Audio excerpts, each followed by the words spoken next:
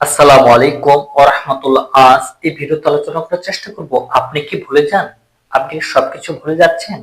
আপনি বাড়ির চাবি কোথায় রেখেছেন বা কোনো কথা বলতে চাচ্ছেন, মনে করলেন সবকিছু ভুলে যাচ্ছেন। একটা জিনিস এক জায়গায় রাখেন, কিছুক্ষণ পরে মনে হচ্ছে যে মনে হয় সেই জিনিসটা সেখানে আপনি রাখেননি। বা এমন হচ্ছে যে একটা জিনিসকে আপনি বিভিন্ন জায়গায় রাখতেছেন বা আপনার সেই জিনিস সেখান থেকে অন্য জায়গায় নড়ে যাচ্ছে, এরকম আপনার অনুভূতি হচ্ছে। যদি এরকম অনুভূতি হয়ে থাকে তাহলে সাবধান। এটা হতে পারে জাদু অথবা জিনের যে কোনো ধরনের একটা সমস্যা বা জিনের একটা লক্ষণ। যদি এরকম লক্ষণ হয়ে থাকে যে আপনি বারংবার ভুলে যাচ্ছেন বা আগে আপনি সবকিছু মনে রাখতে পারতেন বা সবকিছু বারের হিসাব নিকাশ হতে পারে, তখন হিসাব নিকাশ হতে পারে, আপনার লেখাপড়ার হিসাব পড়া হতে পারে যে আপনি কিভাবে আগে ভালো সুন্দর করে পড়তেন, কিন্তু ইদানিং আপনি সবকিছু ভুলে যাচ্ছেন। তো যদি এরকম হয়ে থাকে তাহলে ভয় পাওয়ার কিছু নাই।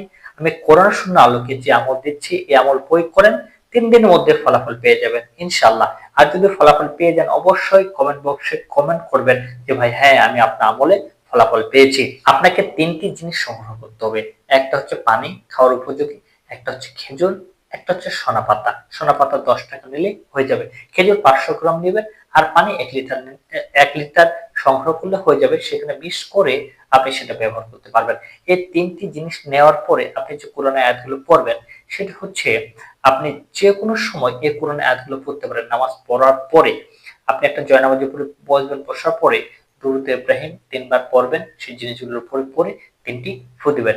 দেওয়ার পরে সূরা ফাতিহা ৫ বার পড়বেন, ৫ টি ফু দিবেন।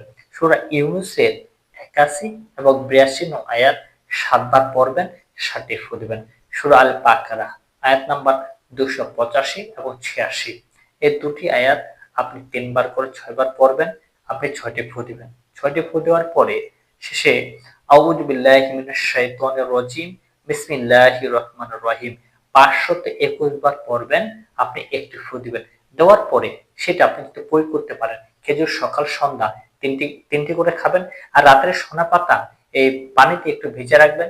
সকালে সে পানিটা পাতাগুলো ছেঁকে সে পানিটা খাবেন এবং সারাদিন অবশিষ্ট পানিটা ৮ থেকে ১০ বার খাওয়ার চেষ্টা করুন। এইভাবে যদি আপনি ৩ থেকে ৫ দিন বা ৭ দিন খান তাহলে দেখবেন যে আপনার সমস্যার সমাধান হয়ে গেছে ইনশাআল্লাহ।